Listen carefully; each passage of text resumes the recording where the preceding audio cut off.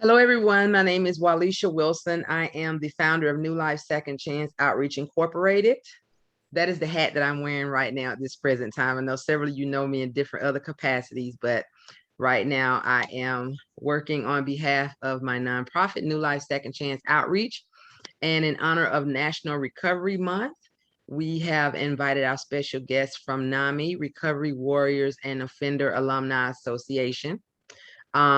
The NAMI representative will be on later today, but right now we will go ahead and get our bios and let you introduce you to our special guest. If you could, just a little housekeeping. If you're not speaking, please make sure you put yourself on mute. We will have a Q&A probably after about 30 minutes. It's not going to be long, and hopefully we're going to try to let you go before the hour and a half. After 30-40 minutes, then we'll start the Q&A. Any questions that you do want to put in, decide to put in the chat, because sometimes we do forget those, put them in the chat and we'll just call them down as they come in order. So thank you so very much. We're going to start with Tawana Jackson. As originator of Recovery Warriors, mom, veteran, entrepreneur, Tawana Jackson presently recognizes the significance of a strong establishment and network backing to continue a general better quality of life. Affected by components exhibited in her everyday life, Tawana was driven down a road that could have worn her out. Being in a situation where numerous companions and relatives were exposed to drugs, detainment, savagery, and monetary starvation, Tawana was constrained to wind up an operator of progress. Recovery Warriors, a non-benefit association, is committed to instructing, pushing, and supporting people on recuperation from any emotional wellness conduct issue. This outreach furnishes youth and adults with instructive and recreational exercises expected to support constructive associations with their kindred subjects and advance constructive confidence, all while teaching the public about psychological sickness. It's an obvious fact that Tawana confronted her very own difficulties both in broad daylight and in private. Nothing unexpected that her warrior soul has been enabled through Recovery Warriors to reveal to her very own story in her own particular manner and change the lives of others by offering hope and resources. Every day she strives to demonstrate to her two children the essence of versatility in spite of her past disappointments. Tawana at last looks to empower, give, and move her kids to seek after their ambitions, exceed expectations at their objectives, while having an effect on their locale, both locally and abroad. She currently contracts with the state of Georgia to provide peer support services for persons with mental addictive disorders. She also offers free pardon assistance for reentering citizens and offers monthly all recovery support groups. She will continue to feed her passion for persons in recovery by offering continued support to advocate and educate to forge a healthy, positive recovery model. Dena Dickerson is a hardworking, spiritual, inspiring, and positive example of successfulness after incarceration. Dena is a program director with the Offender Alumni Association, OAA, a Birmingham, Alabama nonprofit that works to create a network of currently and formerly incarcerated individuals who inspire each other to reduce recidivism, develop healthy relationships within their communities, and provide opportunities for social, economic, and civic empowerment. While at the beginning of serving a 114-year sentence for a non-violent offense, Lord have mercy, Dena decided to start the necessary work that she needed to rehabilitate herself. She wanted to be prepared for freedom and allow her experience to make a difference in the lives of many that were broken, as she once was. She found that anything was possible with the right support and tools. She firmly believes that you can leave your past behind. She has been living in a long-term recovery for 19 years.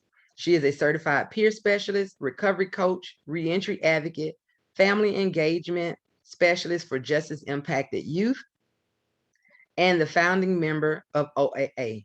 Her life challenges and servant heart has equipped her for her life work, helping those who are marginalized, disenfranchised, and outcast by society's systems of oppression.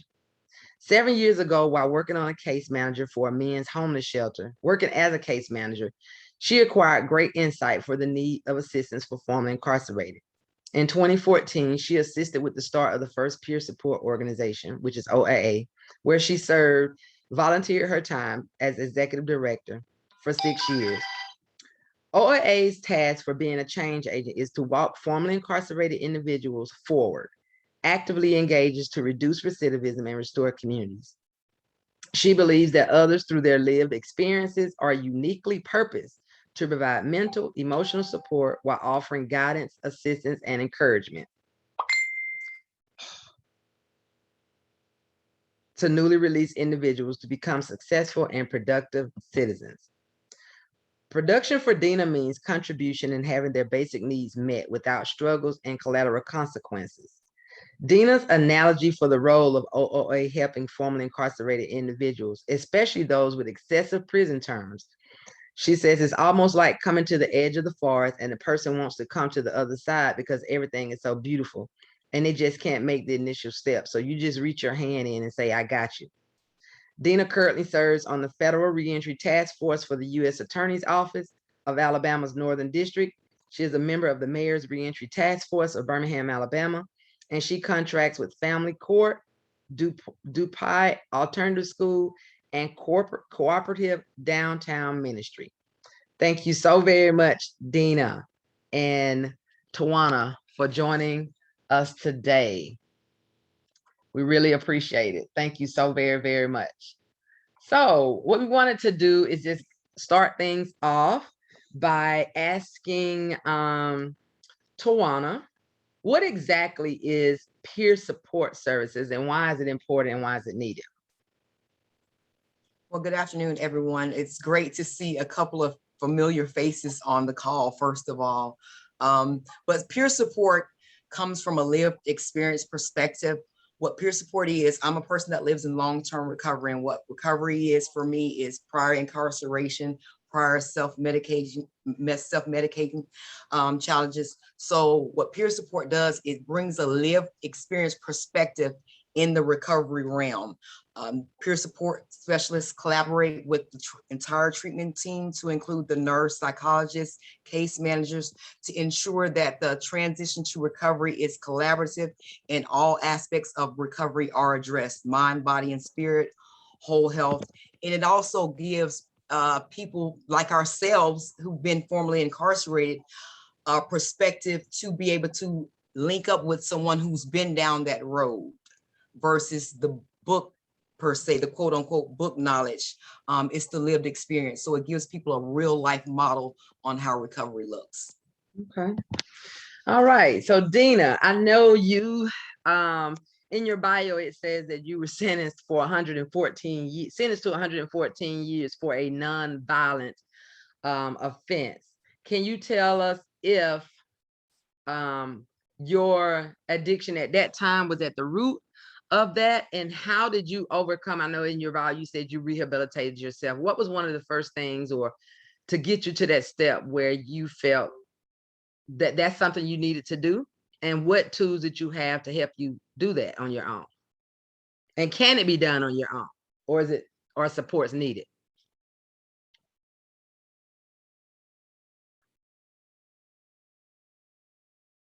You're muted. Hello, everyone. Thank you so much, Waleisah, and all of you all for allowing me to be in this space to humbly just share my experience and my hope. And hopefully someone can gain strength to do the things that's absolutely necessary for them to achieve recovery or success and to overcome a lot of the challenges that people sometimes suffer in silence with. To answer your question, Waleisah, I think when I got sentenced to 114 years was my first encounter with how unfair and how hoodwinked society at large has been about our criminal justice system. You know, I can answer that. After a while, I realized that my substance use disorder was not the root cause of my behavior. It was the trauma that I had experienced early on, but it took the process of recovery to introduce me to a way to actually go deep in order to see that, if you will. I do know that I was tired. And I think a lot of people have that same saying, I'm just sick and tired of being sick and tired. But I think when I embarked upon this journey, my words were, I was just tired of Dena, you know, and I threw my hands up. I was at my end. I didn't know what I was going to do or how I was going to do it. I can remember not being able to pray because I wasn't a person of faith of any sort at that time. And, but I believe that was my silent prayer, was that my soul was just broken. And it took 2 years before the process, I think, to manifest itself into me moving in a different direction. And that's when I caught a conspiracy charge here in Alabama that led me to my 114-year sentence. And at that point, everyone I encountered didn't have any hope for me. I was a lost cause. That was it. Your life is gone. And I had a 6-year-old son that I had left and a 4-year-old daughter that I had shared with someone else. And so all I knew was I didn't believe it. I didn't know how I was going to get out of prison. I had dumped a lot of money in prison. All I knew is that I didn't want to be the lady that went inside the prison. And that was just based on some of my own behaviors that I had knew. But I didn't know that my behaviors was just what people saw. It was the outer expression of what my true problem was. And so I dug into everything I knew because there wasn't any rehabilitative measures that was offered to me, because as my board that actually looked at me when I first came into the prison said that I was going to be a part of the furniture and this was a formality and they'll see me next year. And I'm like, you're not going to recommend anything for me? And so that's, I think, where my self-rehabilitation, rehabilitating process began. Okay. So Tawana, for individuals who have loved ones who have either come back home or who are out, who are dealing with mental illness as well as substance use disorder, what are some suggestions of, like, if you could give like some good little nuggets or tips when working with individuals? I know a lot of times we, like me, when I got incarcerated with the prison, I went in, I thought mentally healthy, but I actually came out depressed and bipolar. So what are some tips that we could do to support the people in our lives and those that we work with who are mentally ill, who are in recovery, and those who may need to be in recovery but are not going, or just, you know, haven't gotten at that point that you all have gotten to yet? What are some tips that you could give folks? First, I would say that recovery is non-linear. It's not cookie cutter. It's not going to work the same way for everyone. So the approach might take, like for myself, example, it took me several times of bumping my head against that brick wall to find out which recovery method worked for me. But what I can tell everyone collectively down the board, that support matters. Whether it's your family, whether it's this right here, this is a family, this is a support network. I can bring all of me through the room at every time when I come into a space like this. It's important to access the resources. I know for me personally, being from my background and the culture and where I was raised, behavioral health, I didn't know anything about it. Even though I had been in the military, the most I knew about it was post-traumatic stress, but it didn't go anything beyond that. But when you have people who've been incarcerated, just think about it. That's abandonment, everyone. You're separated. Dena said it first. She was separated from her children. So she felt a sense of not being there with her children. I'm sure we felt guilt. I felt it. So support is critical when trying to access the resources. Don't be afraid to share your story.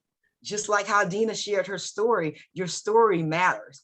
Our stories are for us initially, but once we get the recovery journey, that recovery train going, what we have to in turn do is use that story to pull somebody else up. Because what they're going to do is they're going to brain filter out those things that were applicable to them and that work for you, but that's applicable to them in their own recovery journey. Make sure that you pass out resources, connections, talk about it, live recovery out loud, allow them to know that their voices don't have to be muted and that mental health is not this stigma. You know, I mean, for me growing up, when I thought mental health, and if I'm completely honest, I thought of an aunt that I had. We used to keep her locked up in the back room. You know, I always used the scenario, everybody got an Uncle Willie or Aunt Sally. You know, you would lock them up in the back of the room because you didn't want them kind of disturbing the normalcy of the home. But in this age, we need to think of community-based recovery, which means us accessing each other. Again, it's all about connections, gaining those resources, using everything that's out there, listening to other stories. And for me personally, and maybe I'm biased because I'm a person in lived experience, but I feel like bringing all stakeholders to the table is important. When you allow a person who's been incarcerated or a person who's been in long-term recovery a seat at the table to make decisions as it relates to their lives and others around them, that makes a big decision, that makes a big difference, and it allows them to feel confident to move on in their recovery. So support, resources, employment, connection, and offering hope are the most vital things that can help a person continue on in their recovery, a successful recovery journey. Thank you so much for that. And before we get to asking Dena to talk more, for some reason the computer on the left and froze up, about the social stigmas that keep us from going to get the help we need, I wanted you to give a little bit of information about this survey that you have before I drop the link. Can you explain what that is and what you want, how you want us to support you in that? Well, the survey, first of all, let me tell you guys, I just seen her on here. My co-presenter is Miss Alicia. We're here under the umbrella of NAMI, which is the National Alliance of Mental Illness. Anybody who's on here should have known about NAMI, pretty much, if you're working under the behavioral health umbrella. And some of the questions that are asked on this evaluation are just generalized questions. Anything that we say on this platform, did it ring a bell? Was it something that can be beneficial in recovery? Is it something that you can pass on to a family member or a friend? Would you want some feedback? Do you want to know more about NAMI? Do you want to get connected with any of the agencies that you see on this call today? So pretty much that's what the evaluation is about. You're not buying a house, so you don't have to give all your pertinent information. We just ask that you give your first name, where it asks for what affiliation. You can put NAMI, you can put Fayette or Henry County. We can fill that out. That's not any big deal. It's pretty much just to give NAMI a gauge on how the community, how educated we are as a community on behavioral health, mental health, addiction, and all those umbrellas under that behavioral health. Okay. Well, I did drop that link in the chat. So if you all would see that link and complete that at your leisure, we appreciate it. And I make sure I drop it again. I think if you're able to fill it out now, you could, that works. So I wanted to go ahead with Dena to ask her about shattering stigmas that are associated with seeking help for substance use and mental health. I know a lot of times in the Black community, we don't do shrinks, we do pastors. So everything that we want to talk about, they tell you to take it to the church or take it to your pastor. And, a lot of times as a person with mental illness, first thing people say is just pray that thing away. Go pray that thing away. But as a person who has attempted suicide before, a person who has been depressed, yes, I need Jesus, but I need some pills too. I need a therapist. I need some support other than Jesus. And that doesn't defy what Jesus can do for me. But there are times, I think, where we allow ourselves to get so caught up in stigmas that we really think we're trying to help people, but we really do cause more harm. I have seen people to literally go to churches and talk to their pastors and tell them, this is what I need. And if I don't get the help, I'm literally going to kill myself. And all they get is, let me just pray for you. And the next thing you know, that person ain't in church the following week because they done went home and killed themselves. So I want to find out, what is it that we can do, not just as Black folk, but as a community of people, as human beings, to help shatter those stigmas that come associated with want to not let nobody know that you're struggling with depression. I mean, especially with COVID, if you wasn't depressed before COVID, there's some issues you may be going through now. So what can we do as a community, as family members, people who work with folks with mental illness or substance abuse? What can we do to help shatter some of those stigmas, to get to support people and in getting them and encouraging them to seek the help that they need and to not be embarrassed by that, or to not shame them when they go to seek that help? Oh, well, it comes down to, Waleisah, is that we as a culture of people have always been told that we keep our business to ourselves too. You know, what goes on is in this house stays in this house, and it's just not to us. It's to anyone that likes to overlook the big elephant in the room. We culturally have taken care of ourselves in our inner city communities. If Joe Blow is going, oh, that's Mr. Joe from up the street, that's such and such uncle, but he lives in the very back of the house. You know, and the only time you see him is when he's walking the street, and we've labeled it as, oh, he's just crazy or whatever. So what I think is that we as a society need to have an open mind. That's one thing, but we can't have an open mind if we don't become honest ourselves. This is a humanistic thing. It may have different labels to whatever the thing they call them, vices or whatever that encaptures an individual or family or community, but it's the same thing. Right now, opioids are getting a lot of attention because of the overdoses and the level of deaths. However, this isn't new. We've always had a drug crisis. It just was criminalized back in the 80s and 90s, and it wasn't so much as a systematic way as an inlet to racism as much as it was ignorance. You know, and now that it's become known and there's a widespread that this really is a disease. This is something serious here. People of different classes, different kinds, different backgrounds are suffering with this thing, and we have to just be honest, because now it is, you can't help but to see it. There's no way to hide it anymore. It's everywhere, and it's affecting everybody in every community in this nation, in the world for that matters, and we have to address it and know that we can't continue to penalize or judge people for something that they truly, truly can do. It's like she was saying earlier, Tawana was like, how many times have I tried this? And I was telling the gentleman, people just don't hurt themselves and people they care about, you know, by a choice. We don't have a choice when we're under the influence. That's why it's called under the influence. Well, how could you do that? Well, they don't know themselves. And that's very disheartening, that I don't know how to deal with this problem that I have.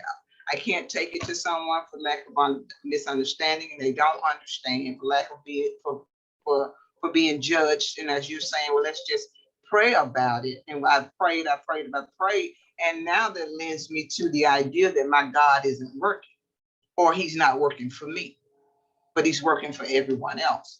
And that's not the case either. We just have to open our minds as well as our hearts up and receive these individuals and truly get into solutions.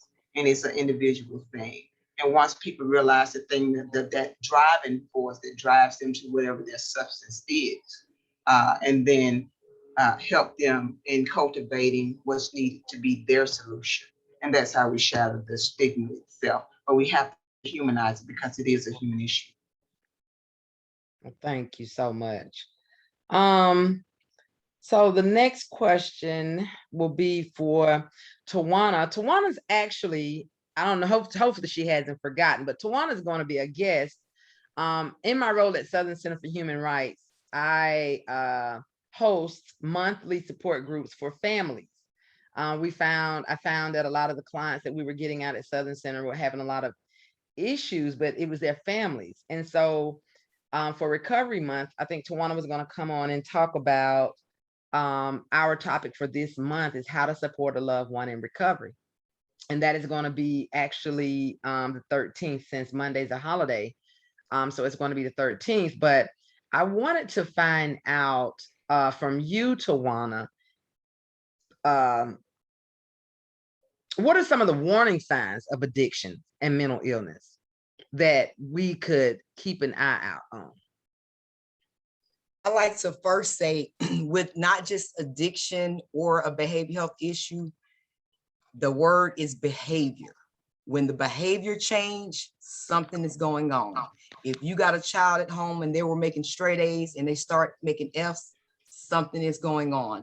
Doesn't necessarily that mean that they're using drugs, but those are the early warning signs for you to start, the antennas should go up and you should ask the tough questions. That's what I learned in recovery. It's okay to ask a person, You're not thinking about committing suicide, are you? You're not thinking about hurting. It's okay to ask those questions. A lot of times people need those questions to be asked because they want to share those experiences with people. They want to. So it's important to look for the behavior changes. Also talk to them, be candid. A lot of times, especially if you're dealing with someone who you know personally, it's kind of hard to be objective in that situation. Reach out to other resources. Again, talk with their friends. If they're children, talk with their friends. If something is going on at work, the employer, you see your employee, acting different. Ask what's well with them, not necessarily what's wrong with them, but what's well with them, and try to find out what the underlying issues are. It's always about behavior. It's not one particular thing, but it's just the behaviors, the difference of behaviors. All of us know the people who we love and we surround ourselves in our circle. When something is off about them, even if you didn't sleep good, if you didn't get enough sleep and you come and work the next day, the people around oh, Waleisah is tired, or Dena, she's kind of grumpy this morning, but they know that's not normally you. So the behavior is the first signal where you need to start doing the work, seek treatment. It's okay. And I think we've gotten to a space to where all of us want to be a dressed up trash can, present the prettiest, shiniest version of us on the outside, but on the inside, we're all dirty and gunky. So I just encourage us to understand that it's okay to not be okay. Like Dena said, when we were under the influence, we were under the influence. We didn't know, I didn't want to go and do some of those things that I did. It's insane when I think back to on myself, to know that I actually did some of those things. The conscious Tawana would never. But again, the behaviors, and thank goodness for family members, even though I didn't like it at the time, calling me out, they were able to see something was wrong. But a lot of times our loved ones don't know how to address it, and they don't know how to support us. So that's where different agencies like NAMI is a really good grassroots organization that has different levels of care for all of the family members. If you're a care provider, it has to get stressful dealing with, I know my family got tired of me getting 1013, suicide attempts, going to jail, all of these highs and lows, emotional roller coasters. So for me, thinking back in hindsight, they needed the same support that I was getting in order to just be able to, for us as a family to collectively heal. So it's really important, just all over the board, just always remember behavior, look for the changes in behaviors. Okay. So right now at this time, we would be willing to take some, if there are any questions, feel free to unmute yourself and jump in and direct your question to who you have it as. One question I wanted to ask that someone did send in is, in order to be a peer specialist, do you have to be a person with mental illness or in recovery?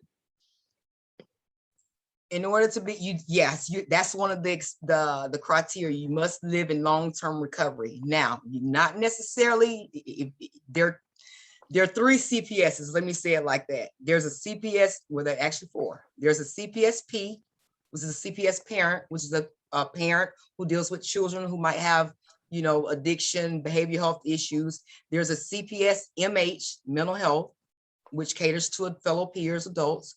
There's a CPS AD, which is addictive disorders. Then there's a CPS forensic, which is for people who've been, incarcerated. So under those umbrellas, all of those, the criteria is the lived experience. That's what makes us unique.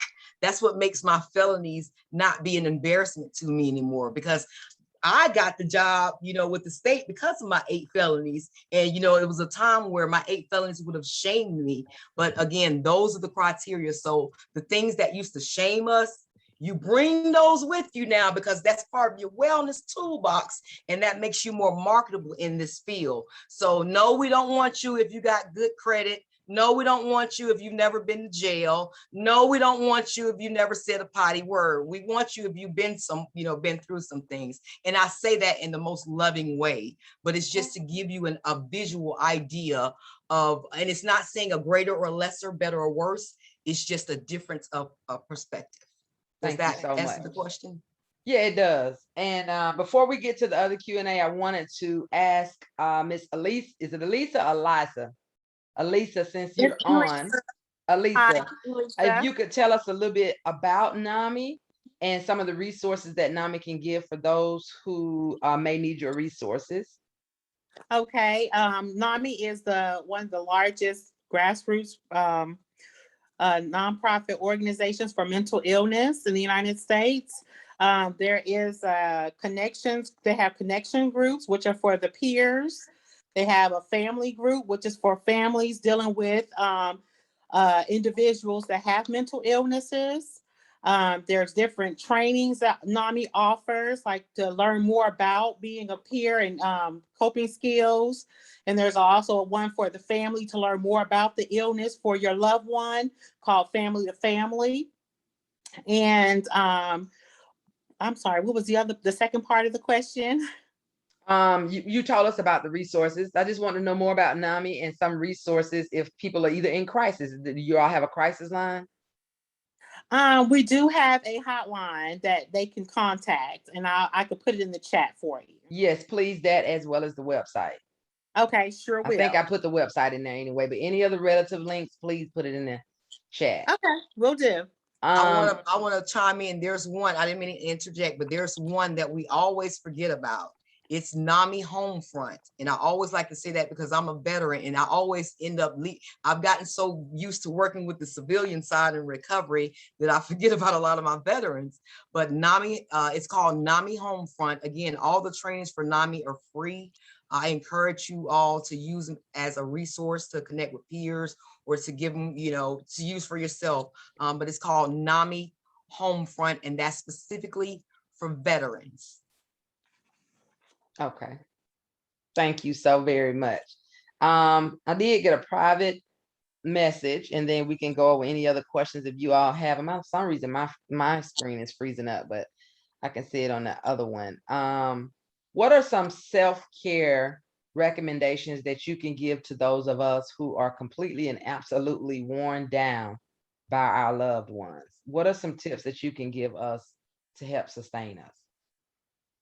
You have to definitely practice self-care, and self-care is different to every person. Me, I still like to work out. After all this time, I like to work out. I like to doing support groups. That is a way for me to connect and to remember that I'm a peer and that every day is a recovery journey for me. If you like to swim, go swimming. If you like to cook. If you like to dance. Self-care is whatever that thing individualized that makes you happy, that gives you that happy space. And a lot of times we get so caught up in trying to take care of our loved ones that we forget we are not going to be any good for them if we are not the best version of ourselves. So it's always important to remember to practice self-care. If it's nothing but taking 10 minutes out a day to read one page of your favorite book, or listen to your favorite song, or just to take a woosah, you must practice self-care in order to maintain a balance. And you can remove recovery just in everyday normal life. All of us have to practice self-care.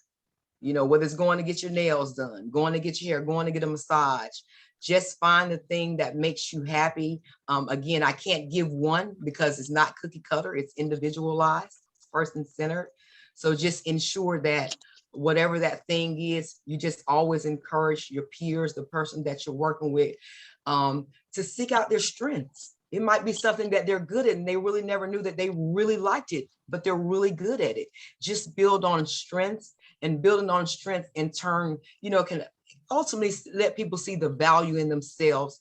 And who doesn't like to see the value and people look at them and give them a little praise for their efforts. So just practicing the things that make you smile on a day-to-day basis. Thank you so much. My thing would probably be understanding that my issue is not yours. And that's hard for caregivers, that's hard for loved ones and families. We take on that responsibility that my loved one's issue is mine and it's not.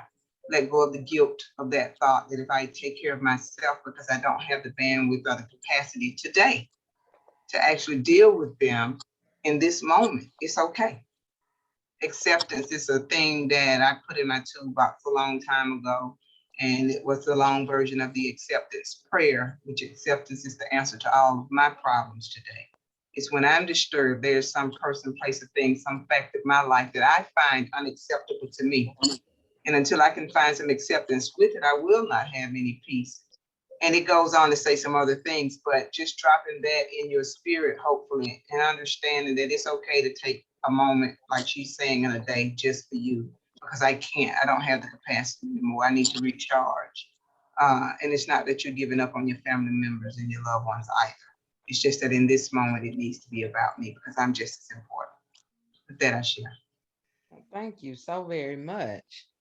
All righty, so we will go from questions from the attendees. If anyone has any questions, please feel free to unmute yourself and ask your question. Oh, y'all a good crowd. No questions?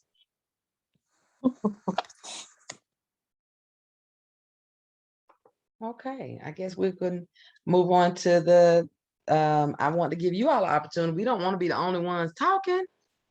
Are there individuals here that are working with loved ones, or most of you all on the line providers that work with individuals in recovery? Logie, I see you on the call. Did you want to chime in? I always love to hear you talk anyway, so hopefully you will chime in.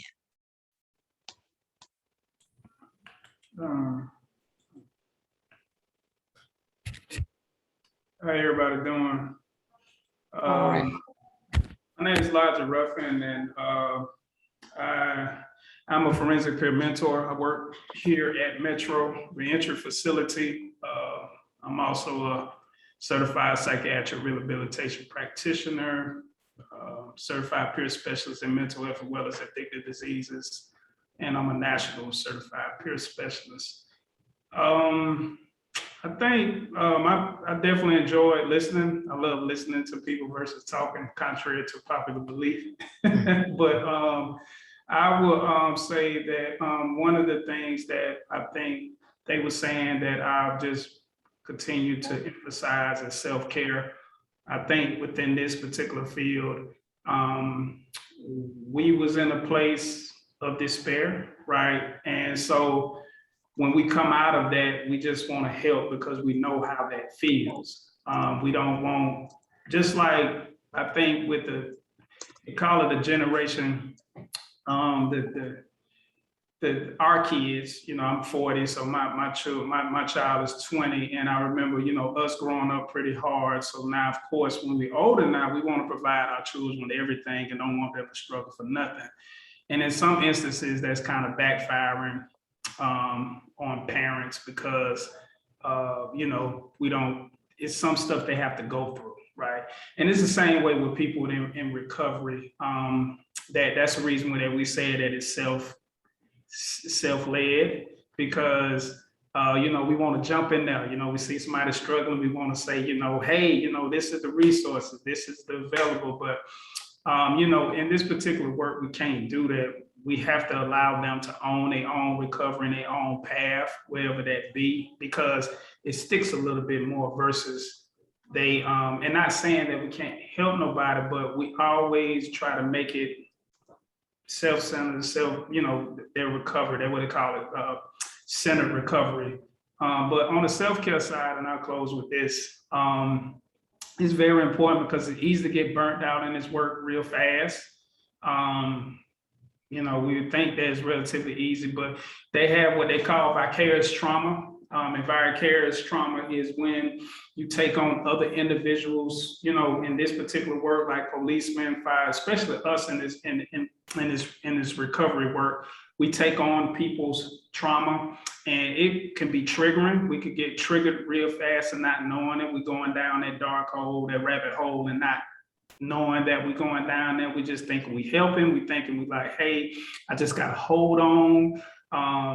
But at times we become triggered. So I would say this, know your limitations. When you get triggered, it's okay. It's okay to step back. It's okay to ask for help. We don't got all the answers. And try to get as much training as possible. I'm big on education. I'm big on getting trained for this. I mean, just because something we went through, just like we all drive cars, but it don't mean that I can fix a car. I'm gonna say that again. I might drive cars, but it don't mean I can fix one. You know, I take it to the mechanic, you know, to get my car fixed. And it's the same way when people dealing in recovery. It's some stuff that's kind of beyond us. We're not therapists. That's not my realm. I'm not a therapist. I'm not here to fix anybody.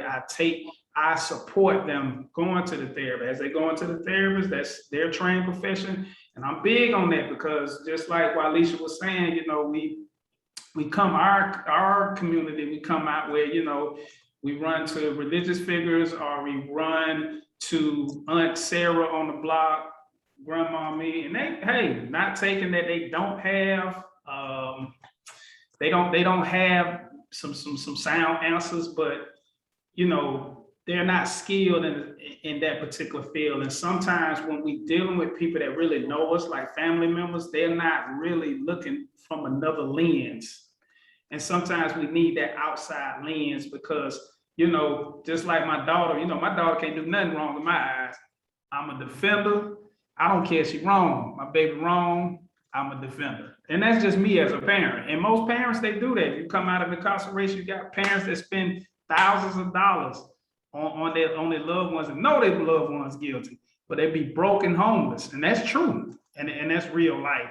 So with that, just always just keeping that mind, self-care, and just know your limitations and get as much education as possible. NAMI is phenomenal. They have a lot of trainings that I always go on. They're an excellent platform. I will say that they're an excellent platform to go on to get them particular free trainings. You'd be surprised where a lot of trainings that are free that can really help. At times when we think of free, we'd be like, nah, man, I gotta pay for that. But there's a lot of trainings that are really free that will really help you. And I will close with that. Thank you for allowing me to speak. Thank you. I know I had a question I wanted to ask either Dena or Tawana, and that will be our last question. We can wrap it up. But I noticed that you all said vicarious trauma. You were given a definition of vicarious trauma, and it sounds a lot. Now, I'm a psychology major in school, but that was also 30 years ago. But I forget the term of it that we use when you're a psychologist and you start taking on those people's feelings. What is that term? Well, does anybody know what that means? I can't remember, but it sounds like it's the same thing. Transference. What is the difference between vicarious trauma and transference?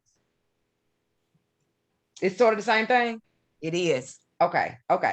That's as a peer, we call it secondary trauma. You know, we don't use the clinical term. So as a CPS, we call it secondary trauma. Okay. But it's still it's the same thing. It's just worded different per your position, your title. Okay. It's the exact same thing. Okay. And before we get ready to go out, I wanted to also, I had a question. Where can, whether in Georgia or Alabama or anywhere, Dena, maybe you can give it for those, anybody that's on the line that's from Alabama, and Tawana, you can give a few suggestions for over here. Where would we go to get free or low cost assistance with our mental health or our substance use? I think one of the worst things and really bad about it is people really want, especially if they're in active substance addiction, and they want rehab. And you have places here that tell you, oh, well, it's $5,000 a month, or it's $10,000 a month, or $20,000 a month. Where can, if someone came up to you right now, they've been smoking crack for 30 years and they want treatment and they want to go in rehab, do you have anybody that's on the line? If you want to, if you have resources that you can drop in the chat that are free or low cost, please drop them in the chat, because I would like to share them with my clients as well as other folks may be able to have that, because I never see anything that's free if it's not virtual. If it's something inpatient, especially, you got to pay for it. Cheryl, did you have something? Go ahead.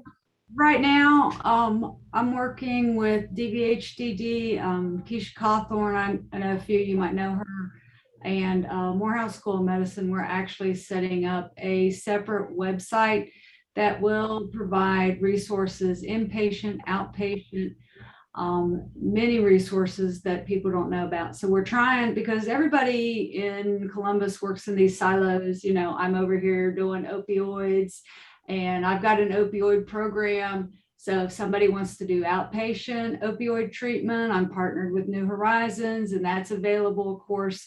All they do is got to contact me, and I can do the referral to make sure that they get free access to opioid treatment outpatient. But I also have individuals that work as solo groups. So I have a group over in Griffin that if somebody wants to do inpatient, they'll come get you. They'll keep you at their facility for a few days. You know, they're religious groups, so they do have, you know, they do pray and stuff like that. So I've had some people think about it, but they've kind of backed off because they're like, no, I don't want to pray. God help us, we don't pray, but you know. But I do have another group that will come and they'll pick people up, and you know, if they're struggling with opioids and or withdrawals and they want to go into treatment, they'll hold them until they can get them a bed. They're kind of a referral service for me, and it's called I Am One.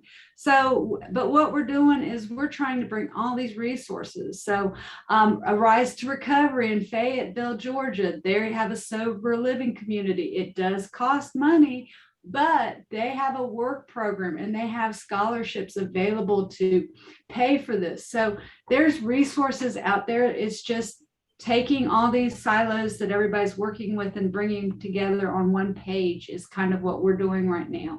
So as this gets developed over the next couple months, because it's going to take a web developer, and you know, we want to make sure that it's also maintained and people can access it because everybody's like, well, go to 211, but if you've been to 211, the website is kind of, you know, it's hard to navigate, and it's basically just giving you stuff. It ain't helping you at all. Right. So our page is going to be like, hey, I've got opioids, click, outpatient, click, and then it's going to take you to a list of resources. I got opioids, I need to do inpatient. I've got addiction, I need to do inpatient. And then we're also going to try to combine, if somebody has a mental health, combined with substance. And of course, that's just common. Everybody has mental health and substance abuse together. We're kind of married, you know, it's once you divide it all up, you might find it's more mental health and less substance, or vice versa. But we want to make sure we provide resources for that on this page also. But we're just working. We got a small group of people that really are inspired to do this.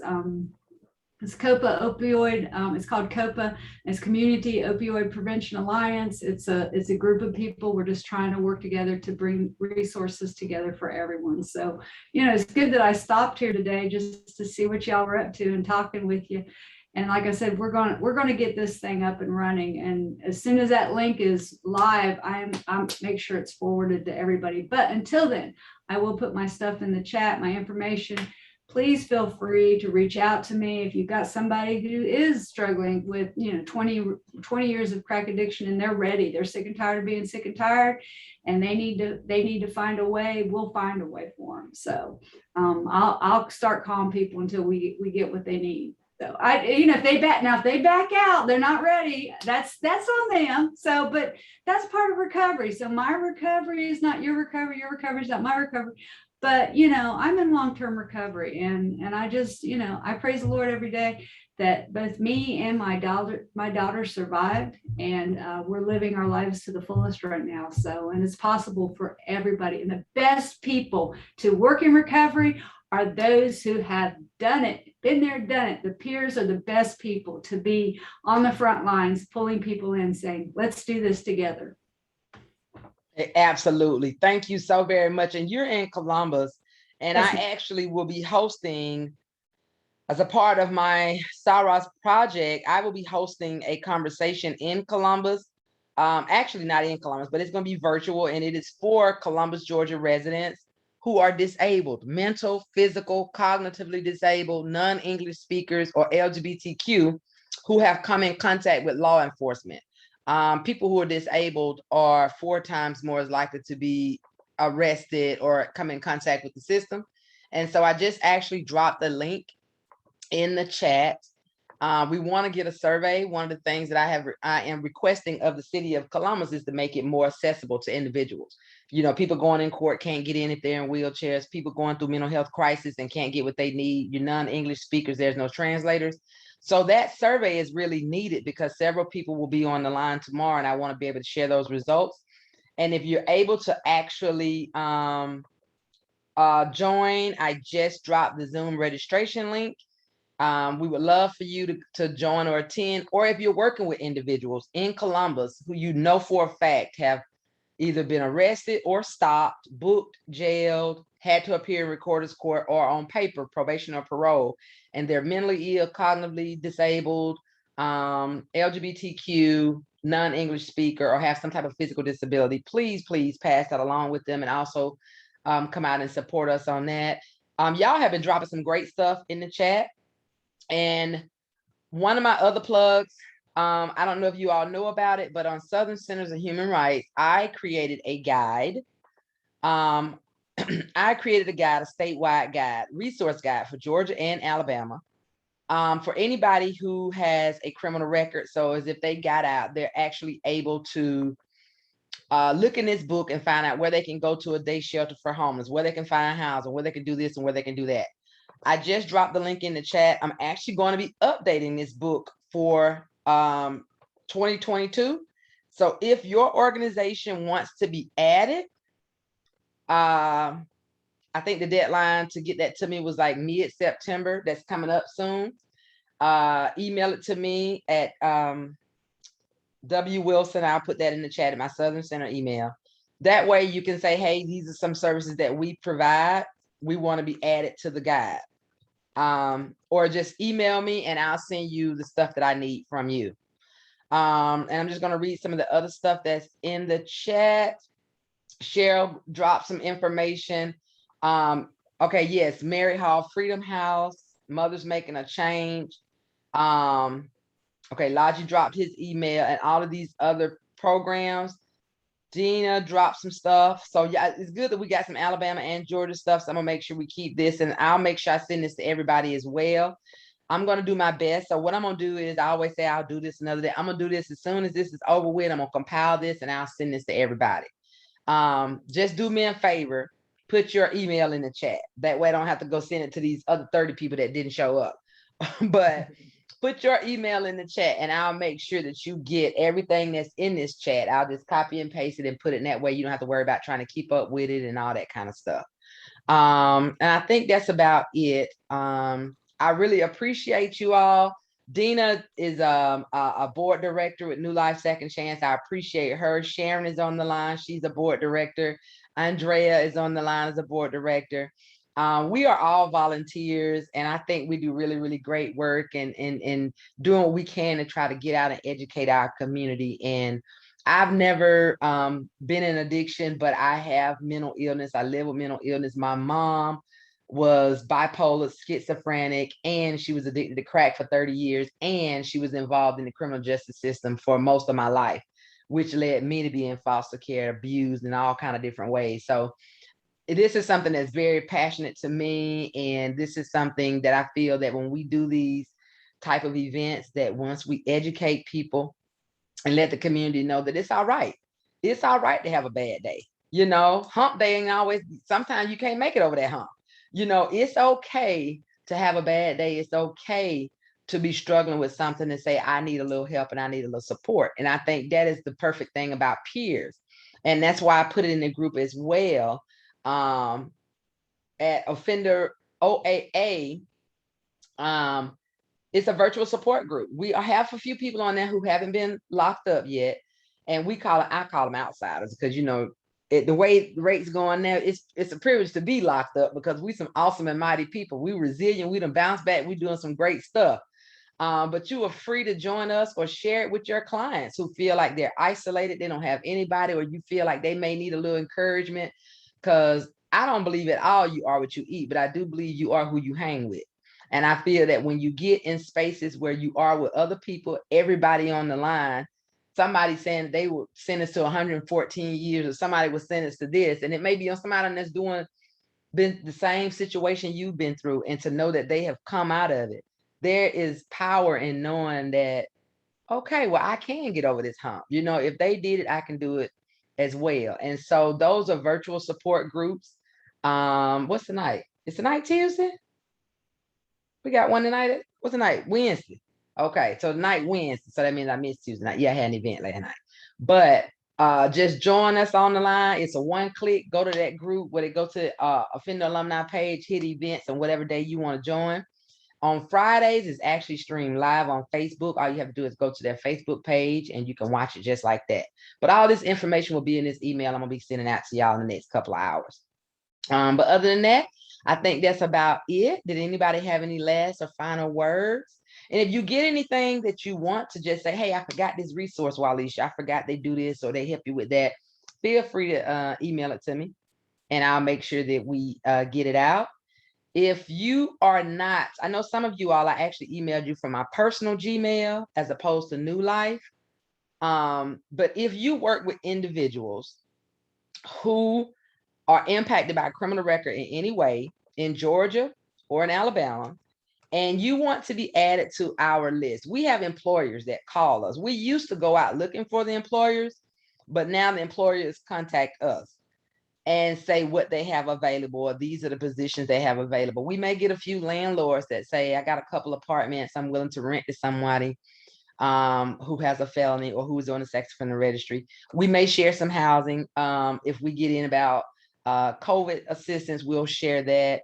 They had an expungement clinic, not an expungement clinic today. They had a how to probation termination webinar. We share anything that impacts people with criminal records.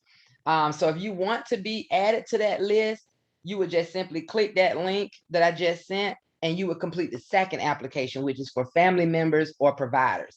The first application is for clients themselves. And we usually try to send information out on Tuesdays and Thursdays. And I have a couple employers that I've already told them I'm going to share their stuff tomorrow. But I think Cheryl, you were telling me about opioid. There was an opportunity I actually shared through our email list about 2 weeks ago. It's free housing for anybody with an opioid addiction. Now, the catch is, did you get that, Tawana? I saw it. It's 60 days of free housing, but you got to be in the position to work, or you have to have income already. Now, it is in an Atlanta area. So if you, whether you're in Columbus or if you're in Atlanta or you're up in this area and you got somebody saying, hey, you know, I don't really have no family or whatever it is, and they are in recovery and whatever, but she says that it's for, you have to have an opioid addiction or be in recovery from opioids.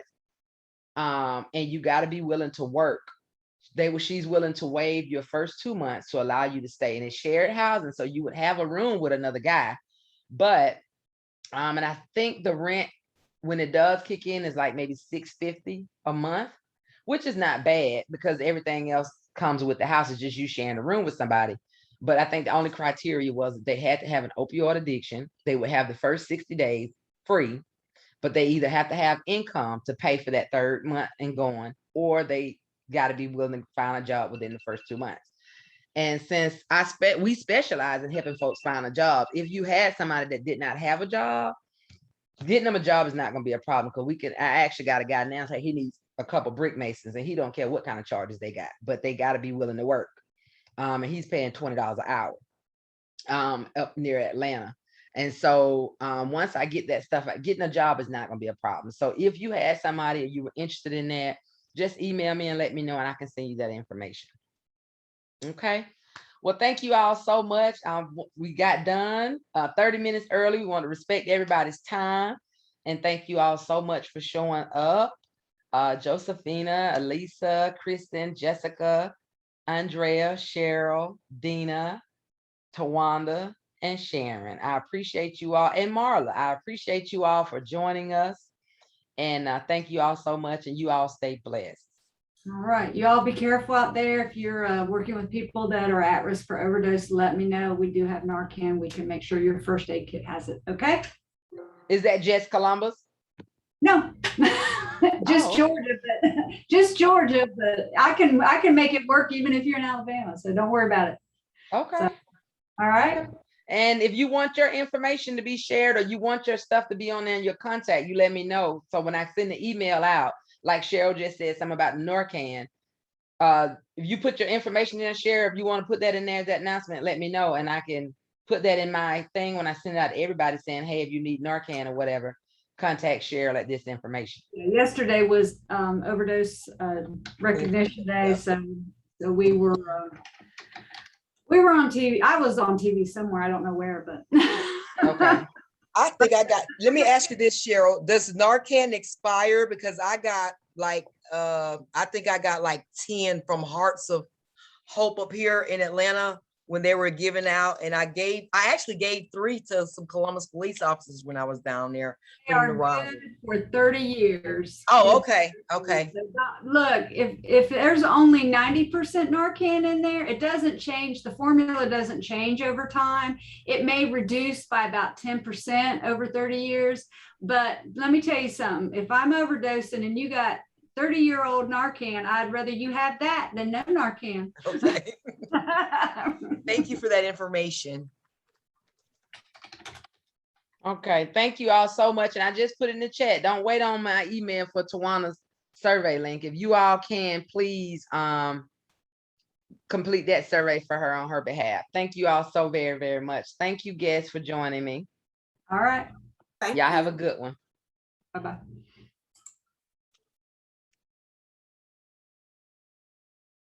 Let's see here. I'm gonna be on for a minute because I got to, how do I stop the recording?